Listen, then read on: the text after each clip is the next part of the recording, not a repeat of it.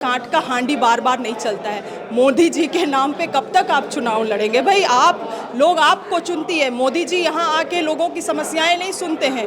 जितने प्रत्याशी है क्या वो अपने बल से इस बार चुनाव जीत सकते हैं? जीरो है, वो जीरो। हर एक प्रत्याशी भाजपा के जीरो हैं।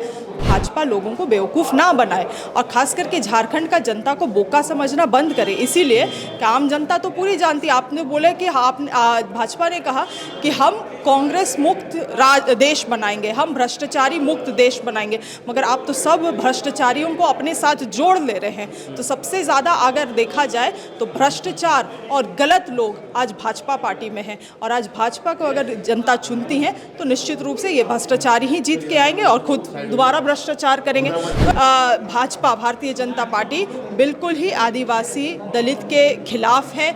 आज हाल फिलहाल में जो राष्ट्रपति के साथ हुआ, ये सभी चीज़ें भी एक माहौल बना रही हैं और साफ में लोग जब भाजपा आप बोलेंगे या मोदी जी बोलेंगे तो साफ विशेष रूप से आदिवासी समाज नकार रहा है। कांग्रेस की महत्वपूर्ण बैठक रखी गई थी। गुलाम मोहम्मद मीर जो थे वो इसकी अगुवाई कर रहे थे। मैडम, क्या बातचीत हुई, क्या रणनीति बनी 14 लोकसभा सीट को लेकर के? देखिए, आज खास करके ये बैठक इसीलिए बुलाया गया था ताकि अभी तक जो तैयारी है ग्राउंड स्तर पे उसके बारे में जायज़ा लेने के लिए, और बहुत सारी बातें निकल के आई हैं। किस तरह से हमारी जो मैनिफेस्टोज़ हैं उसको लेके आम जनता तक, घर घर तक उन मैनिफेस्टोज़ को पहुंचाना है, प्रचार करना है।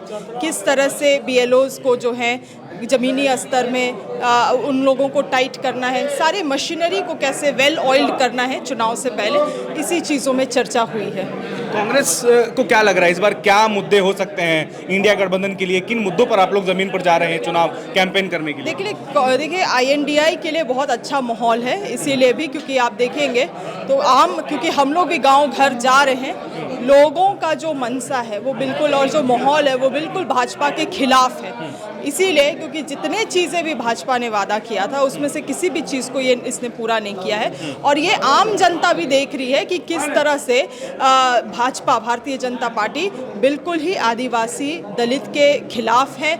आज हाल फिलहाल में जो राष्ट्रपति के साथ हुआ, ये सभी चीज़ें भी एक माहौल बना रही हैं और साफ में लोग जब भाजपा आप बोलेंगे या मोदी जी बोलेंगे साफ विशेष रूप से आदिवासी समाज नकार रहा है। तो ये माहौल कांग्रेस पार्टी के लिए बहुत ही अच्छा है, बहुत बढ़िया है। मुझे लगता है इसको जितना हम लोग एनकैश कर पाए, खास करके जो हमारे मैनिफेस्टो को प्रेजेंट किया गया है कल, मुझे लगता है अगर उसको हम लोग तरीके से घर घर तक पहुंचा पाए तो निश्चित रूप से जीत हमारी होगी। मैडम, पार्टी के अंदर कहें या फिर टिकट को लेकर के आपस में जो खींचतान है, जो खबरें चल रही है, क्या कांग्रेस में सब कुछ ऑल इज वेल है, इंडिया गठबंधन सब कुछ ऑल इज वेल है, सीटों को लेकर के कोई खींचतान नहीं है?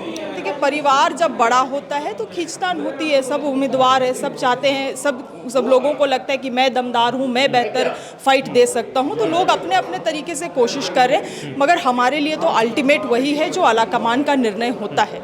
अभी खूंटी में भी कई सारे दावेदार थे, लोहरदगा में भी कई सारे दावेदार थे, मगर जब नाम घोषणा हुआ तो हम सब उसमें उस निर्णय के साथ सहमत हैं। उसी तरह से जब तक दावेदारी की बात है सब लोग अपने दावेदारी पेश करते हैं, मगर जब निर्णय आएगा तो उस निर्णय में हम पूरे अटल तरीके से खड़े रहेंगे। 2 सवाल लेंगे। पहला तो ये कि बीजेपी कह रही है कि उनका इस बार जो मुद्दा है वो भ्रष्टाचार होगा।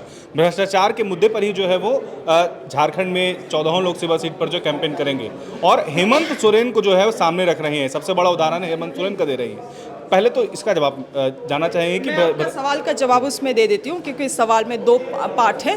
पहला जो आपने कहा भ्रष्टाचारी का मुद्दा, तो भाजपा लोगों को बेवकूफ़ ना बनाए और खास करके झारखंड का जनता को बोका समझना बंद करे। इसीलिए कि आम जनता तो पूरी जानती। आपने बोला कि भाजपा ने कहा कि हम कांग्रेस मुक्त देश बनाएंगे, हम भ्रष्टाचारी मुक्त देश बनाएंगे, मगर आप तो सब भ्रष्टाचारियों को अपने साथ जोड़ ले रहे हैं। तो सबसे ज़्यादा अगर देखा जाए तो भ्रष्टाचार और गलत लोग आज भाजपा पार्टी में हैं और आज भाजपा को अगर जनता चुनती है तो निश्चित रूप से ये भ्रष्टाचारी ही जीत के आएंगे और खुद दोबारा भ्रष्टाचार करेंगे। तो इस तरह कैलकुलेशन जो है, और या तो अमित शाह जी के शब्दों में अगर बोले तो ये जो क्रोनोलॉजी है ये अब आम जनता भी समझती है।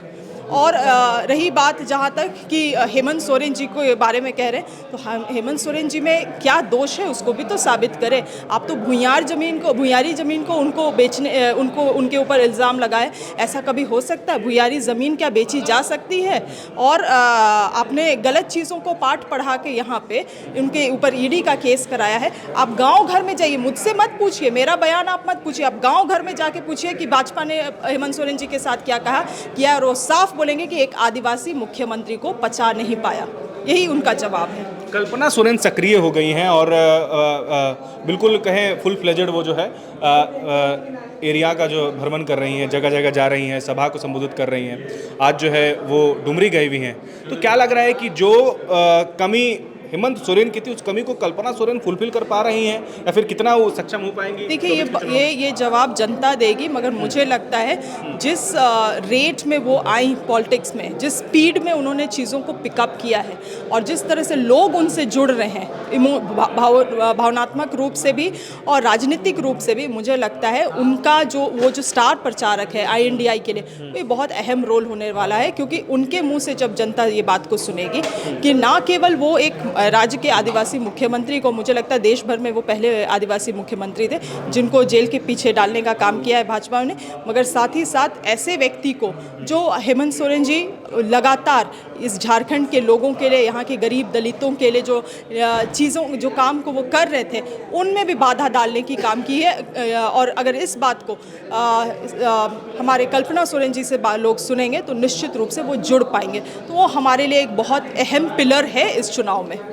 एक आखिरी सवाल, बीजेपी का दावा है कि इस बार वो 400 पार करेंगे ही, लेकिन झारखंड के तमाम 14 सीट पर जो है वो आप लोग कहीं भी नहीं उनके टक्कर में, मतलब प्रत्याशी नहीं मिल रहे हैं आप लोगों को। अभी तक आपने अनाउंसमेंट नहीं किया है, तो बीजेपी तंज कस रही है, कह रही है कि इस बार 14 ऑपरेशन 14 है, तो 14 को 14 पर जो है इस बार वो लोग जो भी बचा हुआ है कोर कसर। आपने एक चीज़ गौर किया होगा, जितने भी प्रत्याशी है वो अपने आप को प्रोजेक्ट नहीं कर रहे हैं इस चुनाव में, वो केवल और केवल मोदी जी को प्रोजेक्ट कर रहे हैं।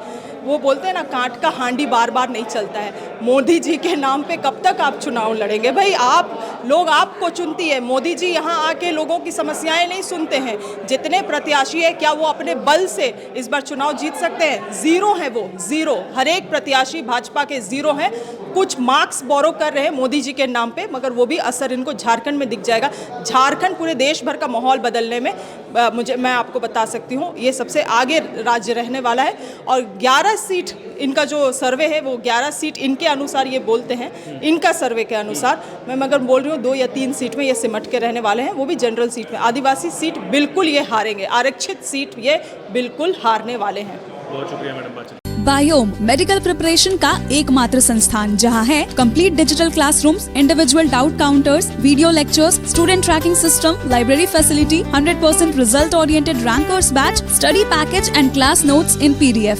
झारखंड के इतिहास में पहली बार नीट UG में 700 मार्क्स पार। 10th पास स्टूडेंट्स के लिए फाउंडेशन कोर्स और 11th पास स्टूडेंट के लिए फ्रेशर कोर्स। 12th पास स्टूडेंट्स के लिए टारगेट कोर्स 18 अप्रैल से शुरू हो रहे हैं। Contact biome.